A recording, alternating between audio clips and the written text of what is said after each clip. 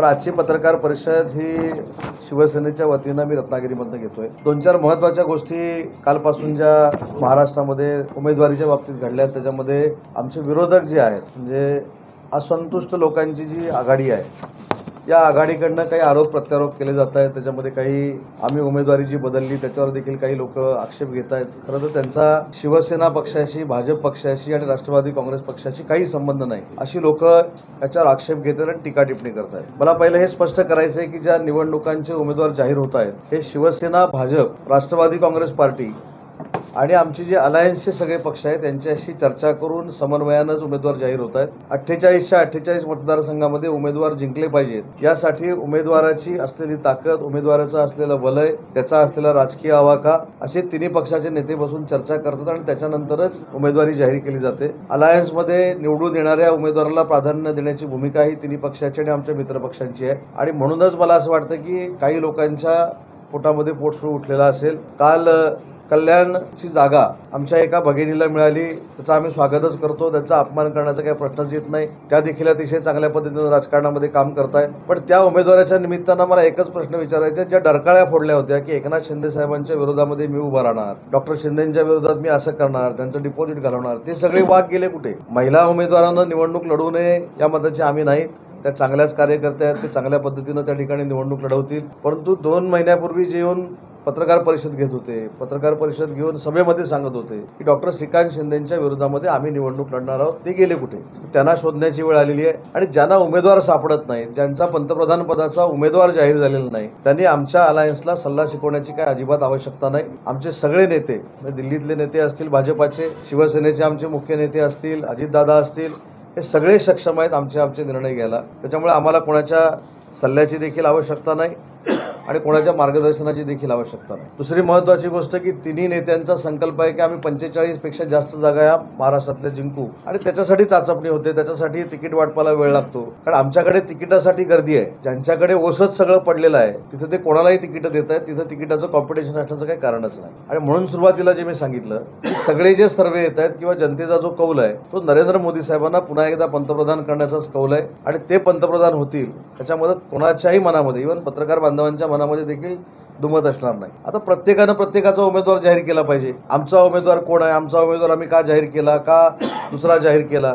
याच्यापेक्षा तुमचे उमेदवार हे आमच्यासमोर सक्षम तरी उभे करा, ते सक्षम उमेदवार शोधा। त्याच्यामुळे स्वतःच्या पक्षामध्ये यांनी लक्ष घातलं पाहिजे। दुसरी मला एक काही नेते मंडळींना विनंती करायची आहे। काल जेव्हा मी नागपूरमधनं असं सांगितलं की 8 आमदार हे माझ्या संपर्कात आहेत, तर एका नेत्यानं माझ्यावर टीका केली। मी आजही जाहीरपणानं सांगतो की वैयक्तिक टीकेवर येऊ नये, मी देखील तुमच्याबरोबरच काम केलेलं आहे, फक्त मी संयमी आहे, याचा अर्थ हतबल नाही। मी वयाचा मान राखतो, वयाचा मान राखून काही गोष्टी बोलत असतो। घरापर्यंत जर पोहोचणार असाल तर माझ्याकडे देखील प्रत्येकाची जंत्री आहे। त्याच्यामुळे त्यांनी टीका केली म्हणून मला अजिबात राग आलेला नाही, परंतु माझं म्हणणं की राजकारणामध्ये काही संकेत असतात, काही संस्कार असतात, काही लोक ते विसरलेलेच आहेत आणि ज्यांनी संस्कार विसरलेत त्यांनी संस्काराच्या गोष्टी आम्हाला सांगण्याची गरज नाही आणि वैयक्तिक मला देखील सांगण्याची आवश्यकता आहे। परवा कोणीतरी अदखलपात्र कोकणातला एक नेता म्हणाला की किरण सामंतांनी राणेंनी दम दिला म्हणून उमेदवारी मागे घेतली। पहिली गोष्ट, कुठेही उमेदवारीचा दावा आम्ही सोडलेला नाही। शिवसेना म्हणून, महायुतीतले उमेदवार म्हणून आजही आमचा दावा कायम आहे। कालच मी मुख्यमंत्री मोदयांशी, उपमुख्यमंत्री मोदयांशी रात्री 12 वाजता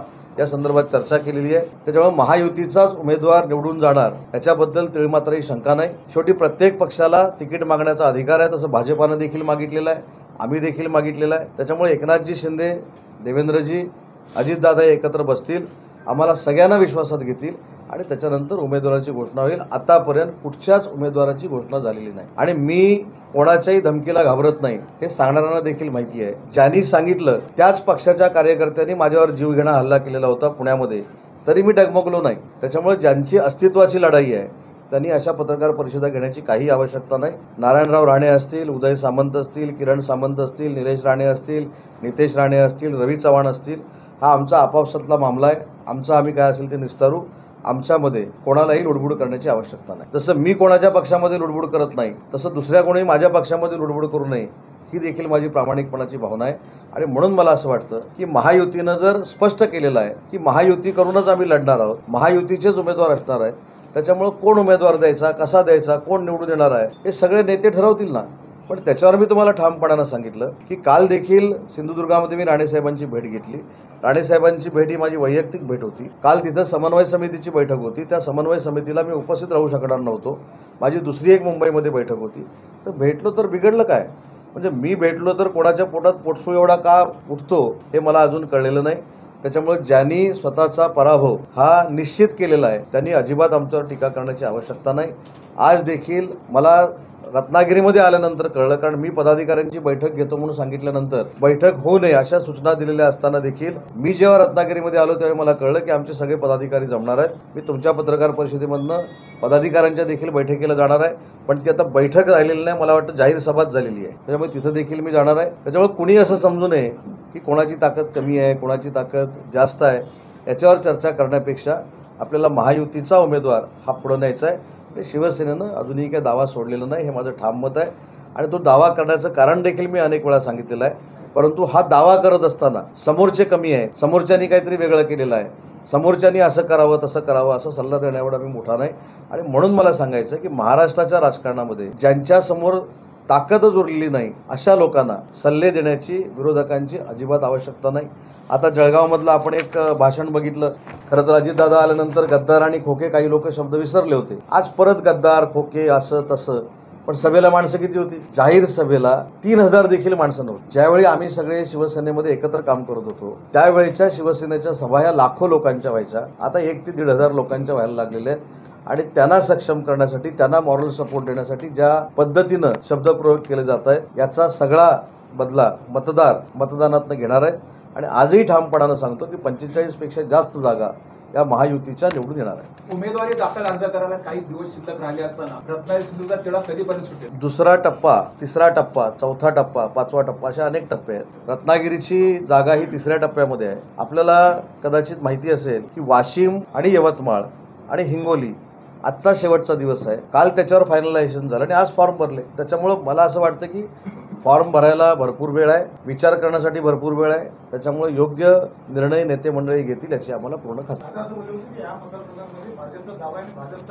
माझी पण राजकारणात आता 25 वर्ष चव्हाणसाहेब झालेली आहेत. दादा काय म्हटले याच्यापेक्षा ही माझी पत्रकार परिषद आहे.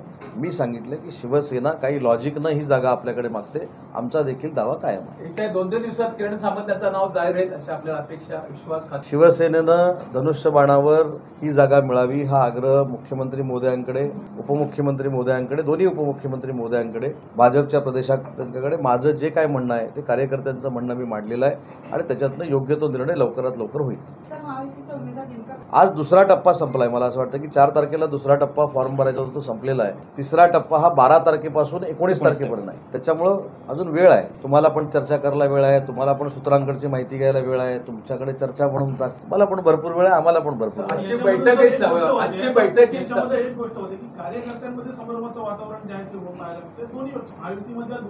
शिवसेनेचे कार्यकर्ते आणि पदाधिकारी हे अतिशय मॅच्युअर्ड आहेत. माझ्यासारख्या कार्यकर्त्याला त्यांनी 4 वेळा निवडून दिलेला आहे. मी घेतलेला प्रत्येक निर्णय त्यांनी मान्य केलेला आहे. त्याच्यामुळे मला असं वाटतं, बाकीच्यांचं मला माहीत नाही, पण शिवसेनेचे पदाधिकारी, शिवसेनेचे कार्यकर्ते, शिवसेनेचे शिवसैनिक हे अतिशय परिपक्व राजकारणी आहेत. ज्या दिवशी जागा जाहीर होईल त्याच्या पुढच्या दिवसात ते रिझल्ट देतील. पत्रकार परिषदेला खाली होणारी बैठक वजा सभा ही शक्ती प्रदर्शन आम्ही समजायचं. मला जर शक्ती प्रदर्शन करायचं झालं असतं तर मी प्रमोद महाजनवर कसं करतो हे आपण बघितलेलं आहे, चंपकवर कसं करतो हे देखील मी आपण बघितलेलं आहे. शक्ती प्रदर्शन मला वैयक्तिकरित्या करायचं असतं तर मी विवेकचा हॉल घेतला नसता, मी चंपक मैदान घेतलं असतं.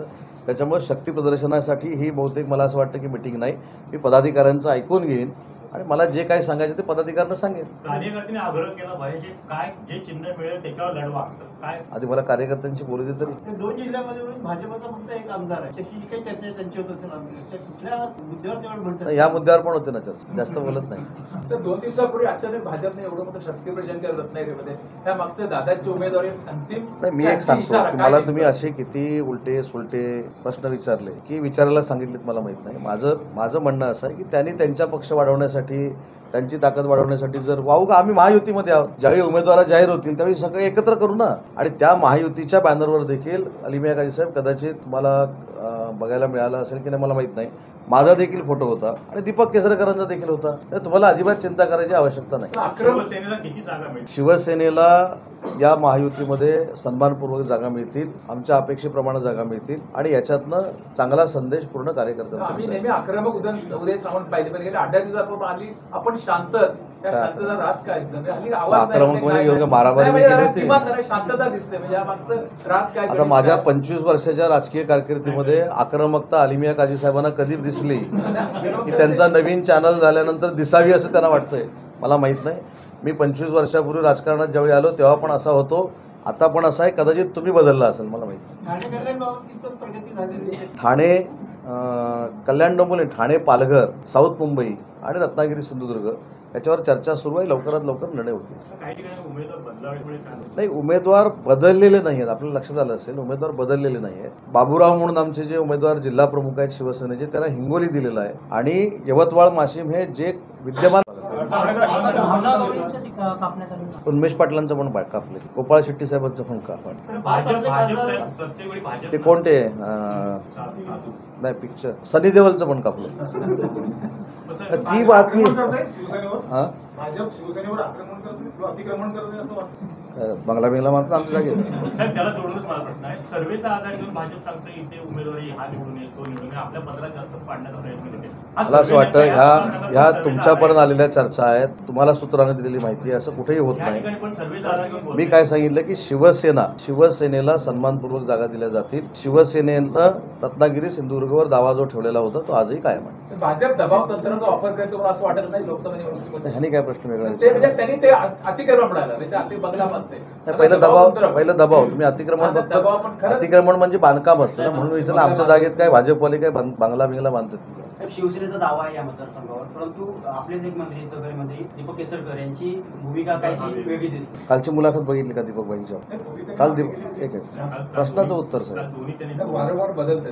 मुद्दा असा आहे की त्यावेळी देखील तेच बोललेले होते, फक्त काही भाग दाखवण्यात आला. म्हणून काल परत ते भाषणात असं बोलले की शिवसेनेकडनं आमचा दावा आहे, बीजेपीकडनं या नावाचा दावा आहे, दोघांपैकी कोणालाही तिकीट मिळालं तर आम्ही महायुतीचा प्रचार करणार आहोत. नंतर त्यांनी जी पत्रकार परिषद घेतली ती पण तुम्हाला पाठवतो. सुप्रीम कोर्टाने त्यांचं प्रमाणपत्र वैध ठरवल्यानंतर उदय सामंत रत्नागिरीतनं काय बोलू शकणार आहे? काय सुप्रीम कोर्टानं चांगलं केलं वाईट केलं असं सांगण्याची अपेक्षा असेल तर सुप्रीम कोर्टावर मी कसं काय बोलू? साहेब संजय निरुपे तुमच्या येणार की पुढे आणि भाजपमध्ये जाणार, नेमकं काय तुमचं बोलणं आले की त्यांच्याशी आज बोलतो नाही, उद्या तुम्हाला सांगतो. आता ते म्हणले मी आक्रमक नाही, तुम्ही म्हणले बच्चू कडू आक्रमक आहेत. काय केलं त्याने? महायुतीमधलेच बच्चू कडू आहेत. योग्य तो निर्णय मुख्यमंत्री आणि दोन्ही उपमुख्यमंत्री घेतील. ठीक आहे, सामंत खाता होण्यासाठी उद्याचा मतदान आक्रमक व्हावं लागेल. माझ्यासाठी तुम्ही व्हा ना. सर मी आक्रमक झालो कारण तुम्ही आक्रमक झाले काय सारखं छोटंसं असू दे. आता कार्यकर्त्यांनी बघितले की भैया सामंत कमळावर लढा, तर त्याला तुमची संमती असेल काय? पहिली गोष्ट अशी आहे की जर तरवर माझा अजिबात विश्वास, कार्यकर्त्यांशी मी चर्चा करेन. सगळे कार्यकर्ते धनुष्यबाणाचा मफलर घेऊनच पत्रकार परिषद आलेले आहेत. त्याच्यामुळं मला असं वाटतं की ज्याच्यावर चर्चाच झालेली नाही त्याच्यावर पत्रकार परिषदेमध्ये चर्चा करण्याची आवश्यकता नाही. जनशक्तीचा बुलंद आवाज म्हणजेच रत्नागिरी खबरदार.